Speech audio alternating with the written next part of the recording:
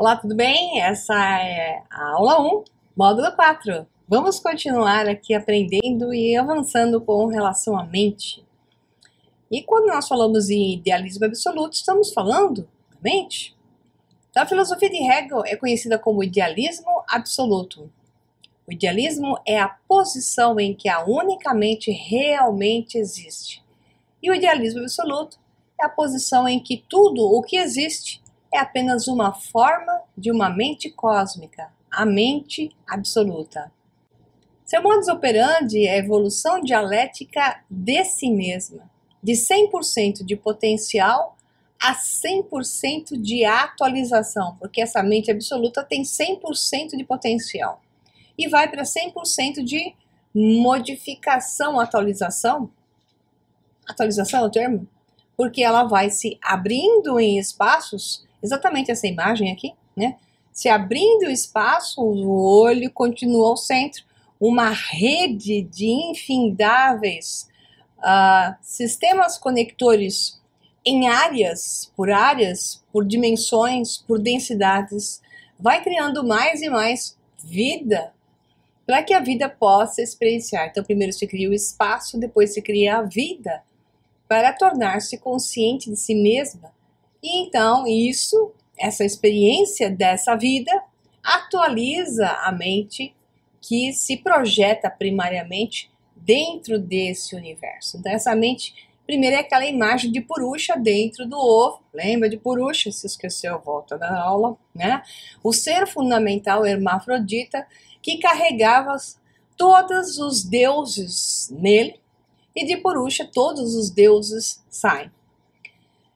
Então esse aqui é um livro que fala exatamente desse aspecto, né? Que fala a procura pelo começo e o fim do universo, e é um correspondente da revista Science, então é alguém que também escreveu para a Scientific American, que é a revista que eu assino, e eu extraio esses artigos em grande parte de lá.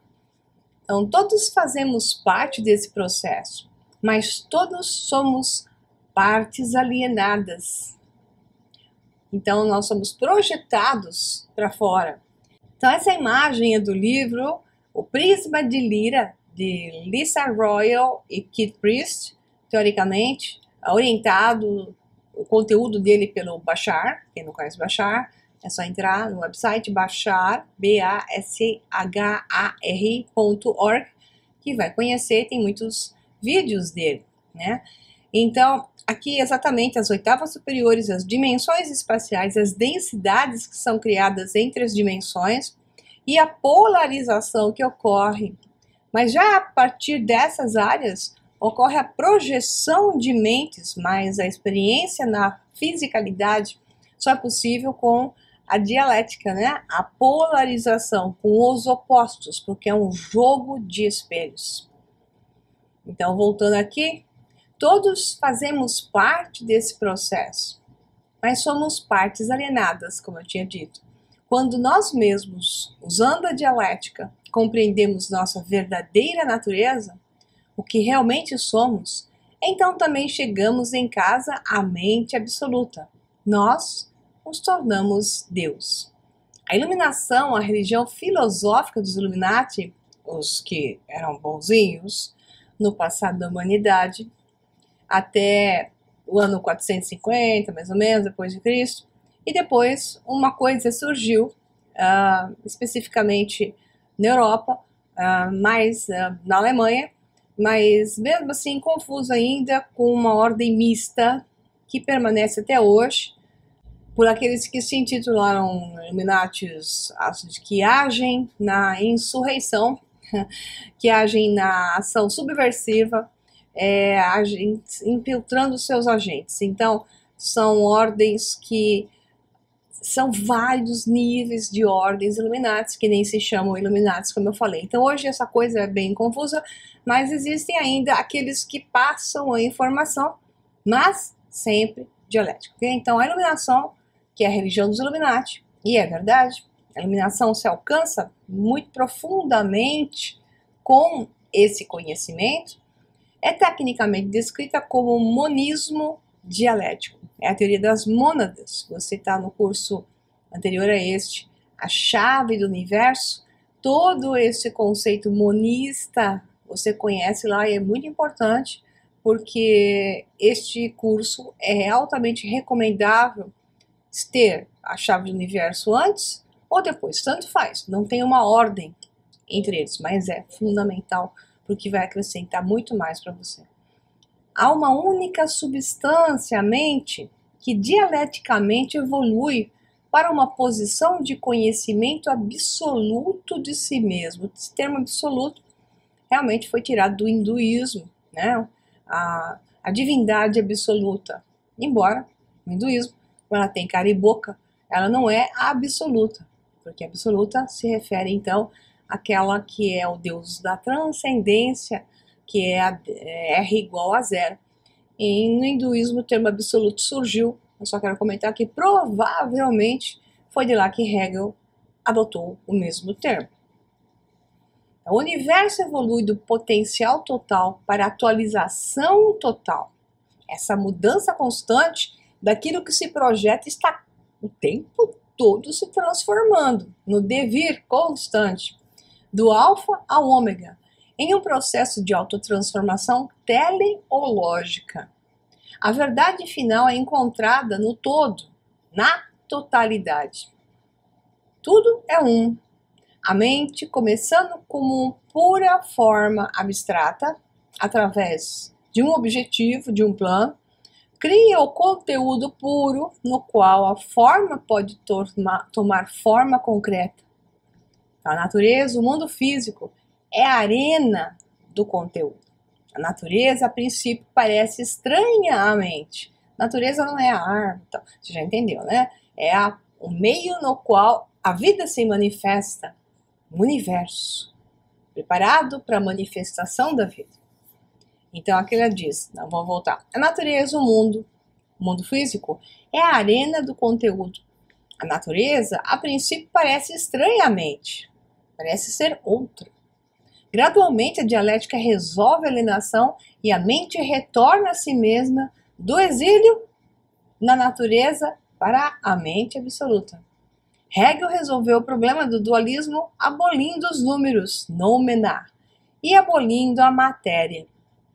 Na filosofia de Hegel, tudo é mente. Na filosofia de Leibniz também, mas ele usa os números, né? A matéria é a mente que não sabe que é a mente e tem uma opinião própria sobre si mesmo, e essa opinião é baseada na pouca informação que ela tem. Gostei dessa nota do caderninho, essa saiu agora. Então a matéria, como não sabe nada, ela acha que sabe alguma coisa, e a única coisa que ela tem como objetivo é continuar existindo de qualquer maneira, sobre qualquer situação. Então o foco da matéria é a única coisa que ela pôde apreciar até agora, que é ela mesma. Como ela não apreciou outras coisas, ela não admirou-se de Deus, ela não contemplou o outro, ela olha para si mesma, é sua única referência, e ela fará tudo para preservar a sua existência. Então, esse ego que se forma como reflexo dessa mente da matéria, que só tem ideia de si mesma por aquilo que vê, é aquele que projeta todas as sequências de coisas que existem no mundo que a gente sabe. Pessoas que vivem presas no ego, vivem presas nessa consciência por uma baixa frequência consciencial e baixa conectividade, vivem no eu e nada você pode esperar delas além de ações focadas no eu. É muito interessante quando as pessoas esperam coisas de pessoas, coisas de alta grandeza, quando elas estão numa outra frequência. Quer conhecer mais desse assunto? O curso é Mente Próspera, o Encontro de Si Mesmo, onde essa explicação é bem perfeita. Então, a matéria é a mente que não sabe que é a mente e se conhece apenas na área estendida. Então, a mente estendida, que acha que só aquilo é aquilo, e acabou. Mas tudo é um. A mente, começando como pura forma abstrata, cria conteúdo puro, no qual a forma pode tomar forma concreta. A natureza, o mundo físico, é a arena do conteúdo. A natureza, a princípio, parece estranhamente, já falamos isso, ela é outra, já falamos. Gradualmente a dialética resolve a alienação, porque agora eu adiciono, e a mente retorna a si mesma do exílio na natureza. Forma e conteúdo são reconciliados, vamos adicionar aquilo. Mente e matéria são reconciliados. É a imagem do caduceu que eu gosto tanto. Mente, o mundo das serpentes entrelaçadas, dualista, que se foca no sol, no logos, com a asa, né, em volta. Então essa imagem, quando mente e matéria são reconciliados, você tem o quê? Uma projeção de R igual a zero, ou seja, a mônada, como diria Leibniz, a mente absoluta, como diria então Hegel, e R maior que zero, que é a projeção dessas áreas todas que se cria a ilusão de espaço-tempo, com as suas divisões de densidade, dimensões e as suas calculadas constantes para que a vida possa existir, experienciando-se, sem saber que é Deus. Então, R igual a zero e R maior que zero se tornam uma unidade abrangente. R é maior e igual a zero. Quando isso acontece, você tem a imagem do caduceu, que eu devia ter posto aqui. A mente se torna um objeto para si mesma e passa a se reconhecer como esse objeto. Momento em que sujeito e objeto perdem sua distinção. Eles são o mesmo. Esta pessoa, por exemplo, né, que se interconecta e está consciente de si mesma com toda essa potencialidade, se torna um gigante capaz de muitas coisas dentro dos limites e regras da configuração do programa onde está sendo projetado, mas ela é capaz de mais dentro desse programa, muito acima da média dos que adormecem. Então o universo é racional porque está imbuído de razão, como a mente lógica. Mas o universo tem muitas falhas, porque no curso da progressão dialética são lançados todos os tipos de barreiras, resistências, contradições, erros, mal entendimentos. Cada ação existe uma reação, que são as antíteses, as quais devem ser totalmente resolvidas em uma síntese suprema final. O universo se torna autoconsciente, pensamento autopensativo, a mente de Deus. Deus não é independente do universo, ele é o universo. Ele é a autoconsciência, autodesenvolvida da existência, a expressão máxima e a atualização do potencial original do universo. Deus não é idêntico ao universo. A posição filosófica conhecida como panteísmo diz que tudo é Deus. Antes, ele é o supremo Gestalt, a alma, espírito, mas Gestalt é a mente por detrás de tudo. Bom, ele é maior que a soma das partes. Então não é uma questão panteísta. Tudo bem, você pode entender a história do panteísmo, então, mas a ideia aqui é que é preenchido por Deus, projetado por Deus, estendido de Deus. Portanto, tem uma imagem e semelhança de Deus em uma porção. Mas antes, esse Deus que aqui estamos falando é o supremo Gestalt, é o sopro que a tudo permeia. E é a mente que a tudo atualiza, na extensão, atualiza constantemente, transforma, sob uma razão suficiente. Ele é maior que a soma das partes apenas como ser humano, é maior que todos os átomos dos quais ele é composto. Essa é a posição filosófica conhecida como panenteísmo. Tudo está em Deus. Vamos fazer uma diversãozinha aqui para você acordar do transe, né? Diversão, o jogo dos erros. Já que você viu no começo das aulas, onde eu apresentei toda essa teoria de como a realidade se forma, né? Através do datório, se esqueceu, volta lá para refrescar. Você vê que os religiosos estão tentando inverter. Eles querem usar a física, mas a cosmologia, mas eles estão invertendo a ciência do jeito que eles bem mostra aquilo que eles querem falar. Então, dentro da cosmologia, vocês viram que é duas frações desse espaço-tempo, pai, mãe, um tem o fluxo, exemplo aqui, não está dizendo qual é, mas um fluxo positivo e o outro tem um fluxo negativo, que é o que puxa e engole, né? Energia negativa, energia positiva. Então, um é pai, o outro é mãe. E você tem aqui, então, a visão da mãe, a visão do pai. Então, aqui seria pai, aqui seria mãe, né?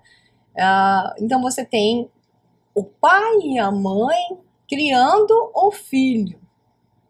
E aqui, a turminha que é do transhumanismo, dessa trindade cosmológica que está ligada ao jesuíta Teilhard de Chardin, fizeram um errinho aqui grave, porque este é o que surge, é o terceiro, no tripticho, nos portais trípticos. O filho é maior do que o pai e mãe, e não o contrário. Então, você vê uma representação no mundo religioso, principalmente abraâmico, né?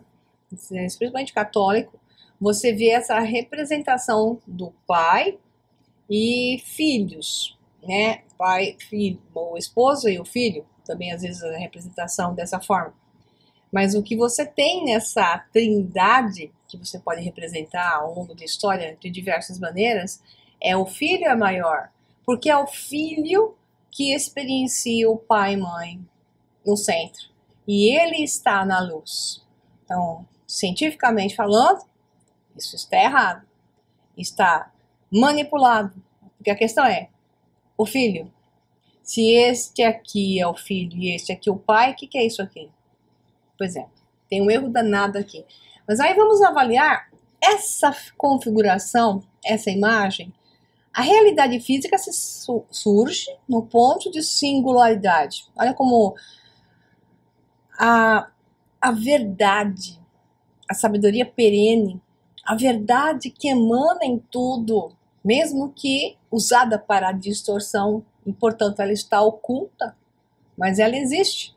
Na mentira, a verdade está lá, porque a mentira tem que existir na verdade. Então, primeiro tem que existir a verdade. E a verdade é que, no ponto de singularidade, surge a realidade física, que é representada sobre a geometrização do quadrado. Ok? Vocês já viram isso também lá atrás. Então, essa runa do passado, anel encantado, aonde os encantos ocorrem, mundo mágico ocorre dentro de Inguas, runa Ing.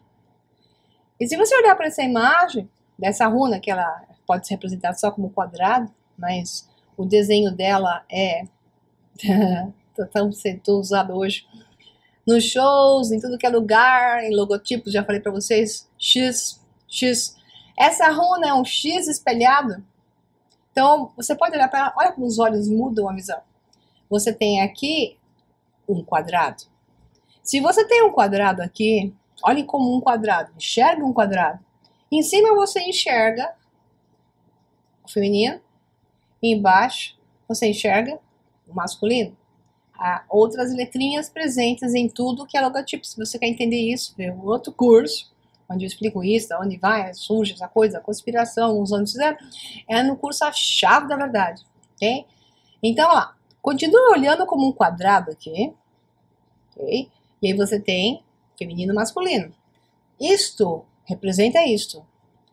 Agora, na manipulação da simbologia, por causa da questão do ponto ômega, e levar a humanidade para uma humanidade 2.0, um reset na humanidade, eles estão fazendo o quê? X, espelhando. Tendo, então, feminino, masculino, espelhado e ligados por um ponto ômega. Então, você vê essa simbologia constante, até em filmes que a gente está acompanhando, que um dos filmes que eu vou comentar vai estar na chave final, curso que vai seguir esse aqui. Muito bem, então vamos ver o que essa runa diz. Inguas, ou Ing, ou até Ingus, né? Simboliza, você vai ter várias representações, mas aqui eu peguei uma basiquinha, bem basiquinha. Simboliza o momento de concretização. É quando surge a realidade. Sua vida estará em paz e você terá liberdade para decidir qual caminho tomar. Mas que coisa mais perfeita! A realidade física é criada através desse encontro de dois tecidos espaço-tempo, pai, mãe, Shekinah, como queira usar, né? E aqui é o centro, é o local onde a mente R igual a zero, a mente absoluta, consegue experienciar a liberdade. Para você experienciar a liberdade, você tem que ter limites e regras. Não há como experienciar liberdade. Como você vai saber que você é livre ou não? Se não existirem limites e regras.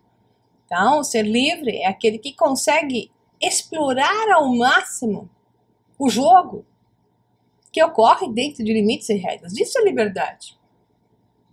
Porque se você quebrar tudo isso aqui, já não existe mais o jogo para experienciar o grau de liberdade que só é possível entre limites e regras.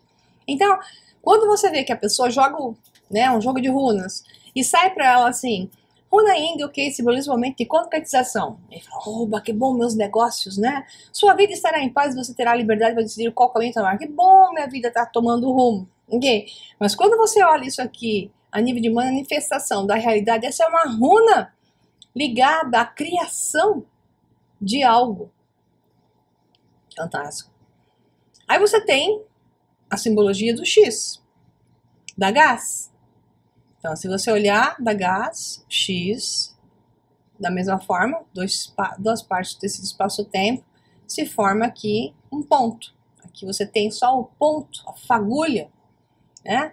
E é o tal do X que aparece o tempo todo, embora isso aqui 2x, X, então esse monte de X também está ligado a uma coisa pagã, porque o paganismo está com tudo, né? Esse sino da Amazônia, estou trazendo o paganismo de volta, isso eu vou explicar no curso, a chave final, né? Então esse paganismo que surge para desconstruir as religiões abrâmicas. Então essa simbologia, que está presente em tudo que é lugar, carrega várias intenções dos demiurgos que comandam a nossa realidade. Então ela diz o quê? Chegamos à última runa, Futark, do alfabeto Futark antigo. Da gás representa o depois. Então é o depois. O ponto é esse. Aqui a Terra será transformada, o nosso universo é transformado.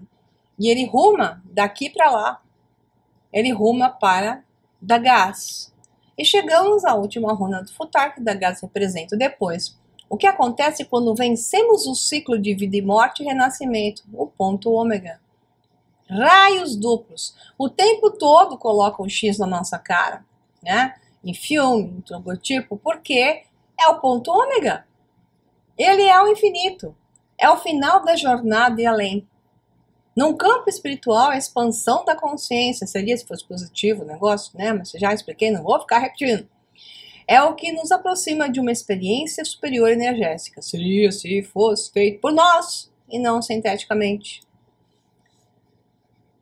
Mente ou matéria? Mente ou matéria? A evolução do absoluto. O absoluto é telos. O objetivo final da consciência e da filosofia. A evolução do absoluto, que é o telos, o objetivo final da ciência e da filosofia, tem 3 fases.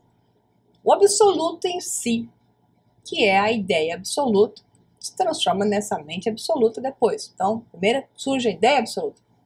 A ideia absoluta, sozinha, é ser. Vida imperecível, verdade autoconhecida e é toda a verdade. É o único assunto e conteúdo da filosofia de Hegel. O absoluto fora de si, que se projeta, é o que ele chama de natureza. É o criado.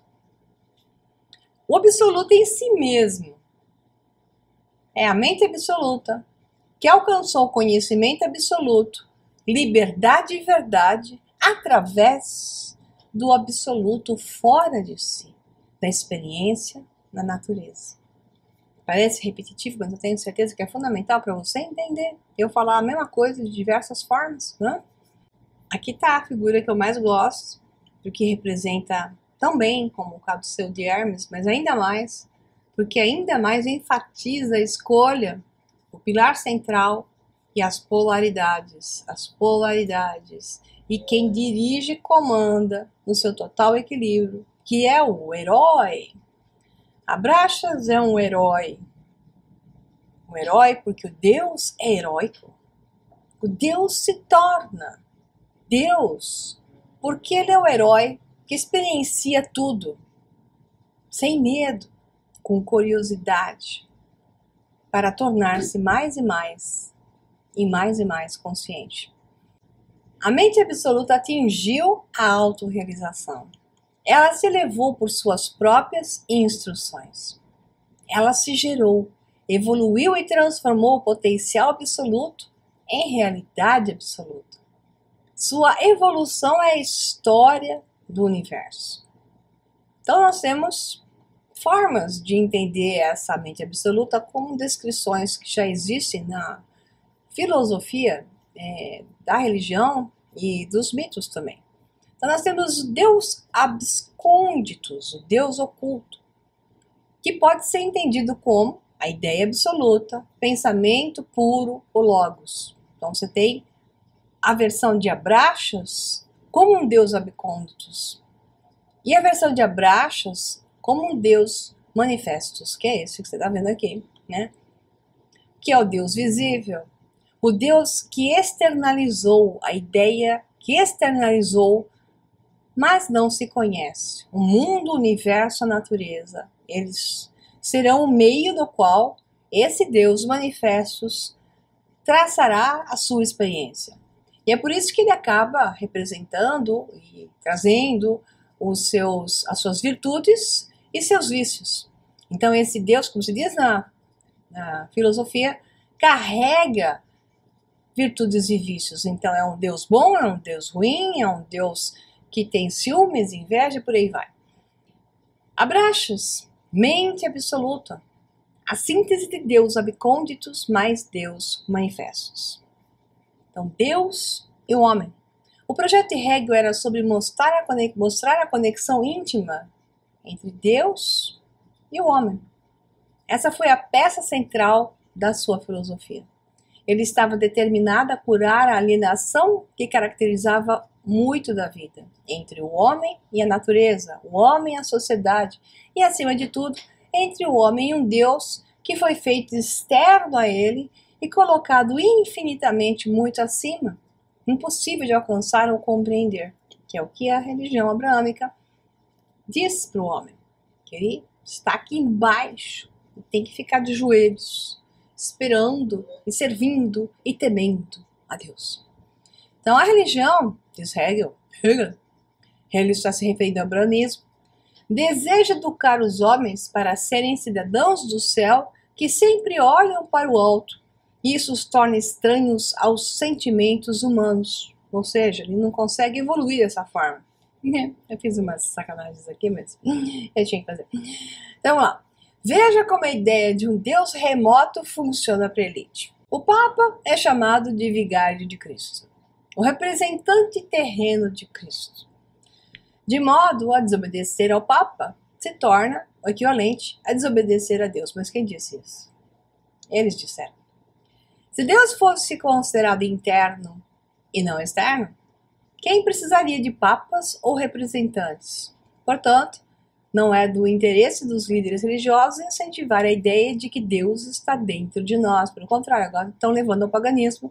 Deus é a árvorezinha, é o golfinho.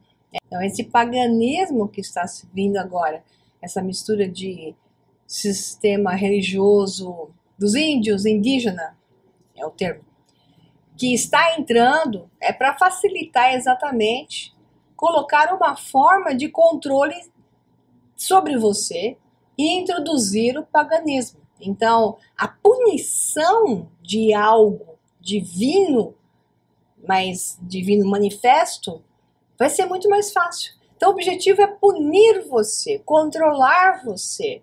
Então, o paganismo que se coloca hoje dentro da igreja, essa insurgência que se faz hoje no meio religioso, é para controle de você, e não porque estão preocupados de fato com a árvorezinha que representa, obviamente, o sopro divino, mas nesse não é o foco, não? Acorda? Então aqui você tem aqui o papainha fazendo uma karaoke quando essa senhorinha beija sua mão, e tem cenas muito engraçadas quando ele arranca a mão, né, que não quer que beije o anelzinho, mas aqui ele gostou e parece que ele estendeu com bastante interesse. Da mesma forma, reis e rainhas afirmam ter sido designados por Deus e, portanto, governar por direito divino. Então, eles são superiores. Essa aqui tá de matar também. Ai, meu Deus do céu, rainha Rania, estende a mão a esta coisa perversa, né? Parece também aqueles seres do mal, que é o que combina com ele, né? Essa coisa linda, né? Do presidente da França e tal. E a posição dele pegando a mão dela, my precious, oh, my precious, é demais, né? E aqui você tem, né, Tailândia, aquela coisa de que o rei, né, isso é histórico, né? Não é de agora, não.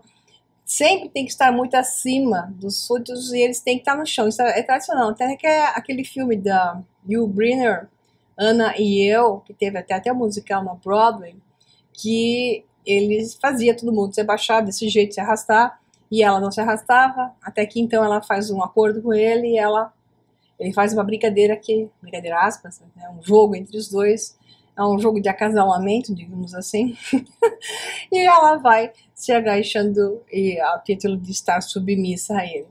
Então é algo ridículo, né? Alguém ser considerado superior a alguém. Fazer o quê?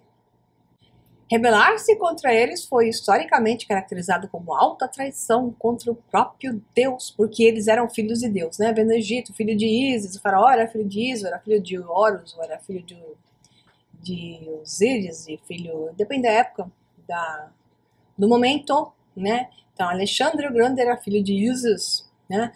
Então, depende da época, mudava a estética.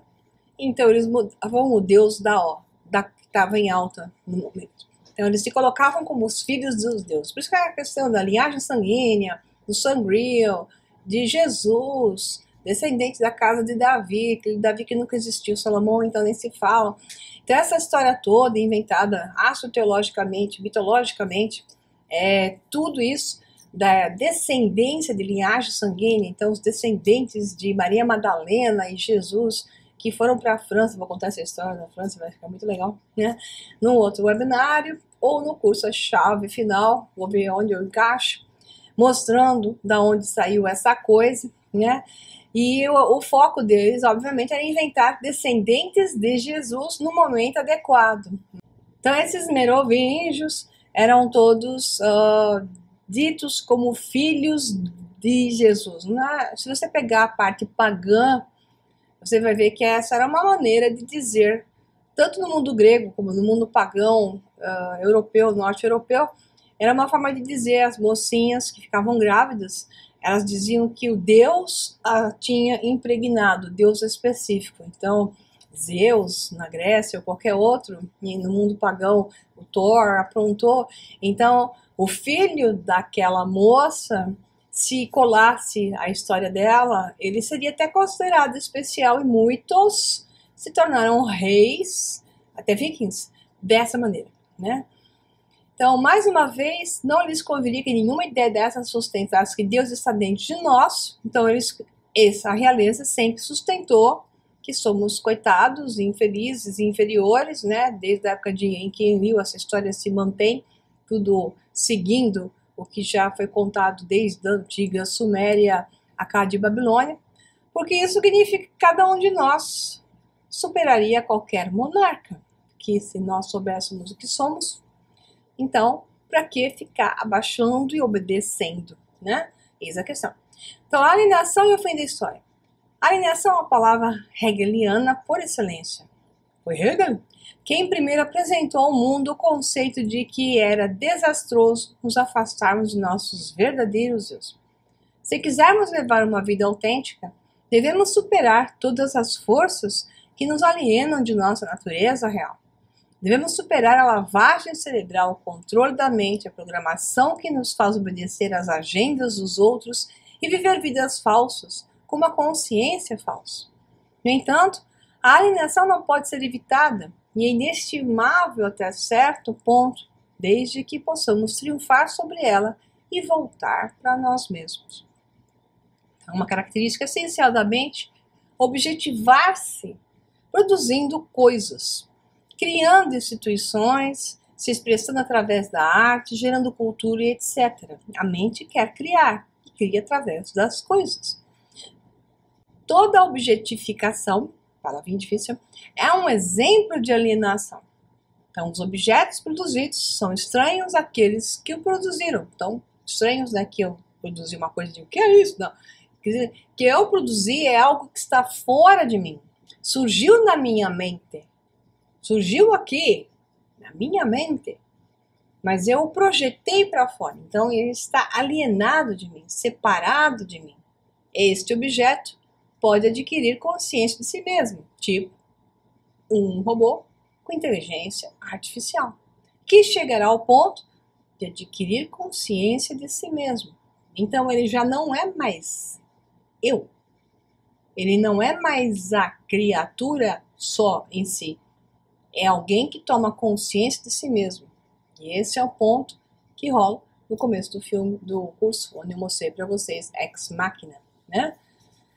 Então veja a atual instituição política predominante de democracia, ou foi eu coloquei, mas foi o autor, burocracia. Na Grã-Bretanha, um monarca é o chefe de uma nação democrática, que é um absurdo. Então, essa democracia é uma burocracia, porque é só para burro, porque isso não existe. Então, como é que um monarca pode ser o chefe de uma nação? Não, mas a rainha, ela é só de enfeite. Não é não. Na verdade, ela e sua turma e associados do seu poder são os que mandam no mundo. Então é algo que é ridículo de ver, ao mesmo tempo lhe é dito uma coisa ainda mais ridícula, que ela não tem poder nenhum, sendo que por detrás é ela quem manda. Então a democracia americana é, na verdade, uma plutocracia disfarçada. Plutocracia, né? Que é os super, ultra poderosos que governam o mundo, o país. Governam quem são? Os muito, muito, muito ricos. Então, os atenienses que inventaram a democracia considerariam incompreensível a democracia contemporânea, mas naquela época também era. Somente podiam votar 17% da população, porque mulheres não votavam. E só quem era oficialmente nascido ali, né, considerado cidadão, e quem tinha condições financeiras, que eles davam aval, que poderia ter condições de votar. Então, no máximo, 17% da população votava. Então, isso também não era tão lindo assim. Então, eles veriam que é uma oligarquia buscando o apoio das massas. Não que Atenas fosse um modelo de pura democracia, ele falou, que eu já falei por quê. Né? Ele não disse por quê, mas eu falei. Então, esse aqui está perguntando para a menina, professorzinho para a aluna, o que é democracia? E ela foi fantástica. Ela disse, democracia é a liberdade de eleger nossos próprios ditadores. Menina esperta.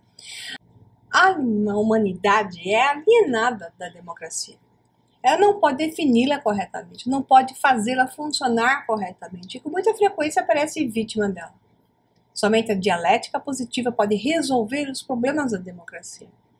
Que aí você vai entender o jogo. Quando você entende o jogo, você começa a alterar o jogo. Positiva porque você é capaz conscientemente de alterar esse jogo através do peering, como se fala em inglês, né?